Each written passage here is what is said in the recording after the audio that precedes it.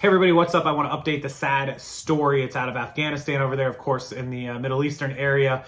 They had a 5.9, some reports say 6.1 earthquake night before, their night before last, so about 24 to 36 hours ago. And apparently the death toll is now up over 1,000 and counting, 1,500 injured, 2,500 total victims and counting. And sadly, there's been a lot of children. If you're not familiar with Afghanistan, it's ran by the Taliban regime again. After they were ousted, they're pretty much running things. The country's in still a third world country with no proper building codes and no proper roads and no all this, and so it just makes it way worse. They're having rain and flooding.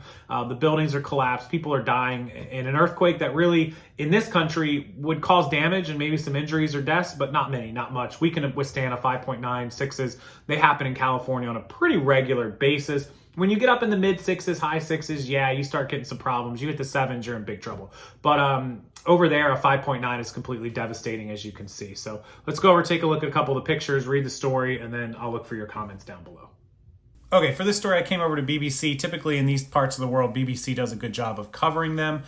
More than 1,000 people dead in the disaster, and heavy rain, threadbare resources, and rugged terrain are hampering the rescue workers, and are told that many children may have been killed in Wednesday's earthquake. This happened Wednesday afternoon, evening time. The unknown numbers were buried in the rubble of ruined, often mud-built homes by the magnitude 6.1 earthquake. What you have to understand is a 6.1 here in the United States and California, or places that are ready for it, we have construction and we have codes and building codes and things that have been upgraded since all of the previous earthquakes back in the 80s and 90s. And so we can withstand typically in the 5s and 6s. There generally will be some damage, but nothing intense or insane. These people are living in mud and stick houses in the middle of nowhere with no building codes and no safety and no precautions and no warning systems. And so they just have it really, really bad. And for 1,000 people to die in a 6.1 is pretty bad.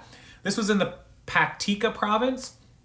One woman in a hospital said she lost 19 family members, 7 in one room, 5 in another, 4 in another, then 3 in another. Have all been killed.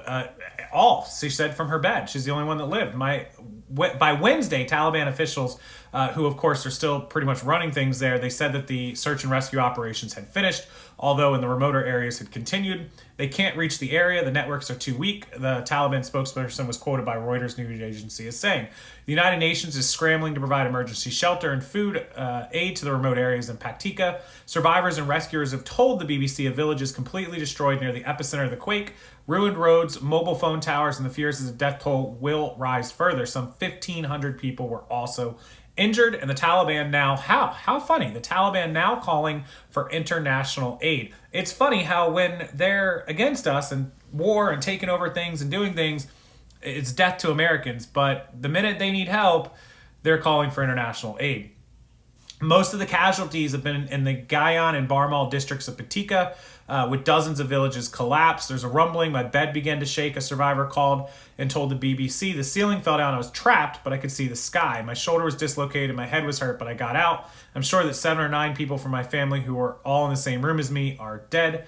And it goes on and tells more of the stories. I demand the Taliban rebuild our houses. This is just, I mean, terrible. You can see the pictures here as I zoom up on one of them. And then it shows the epicenter of the quake, which pretty much dead center of the country, if you want to get into it a little bit to the east.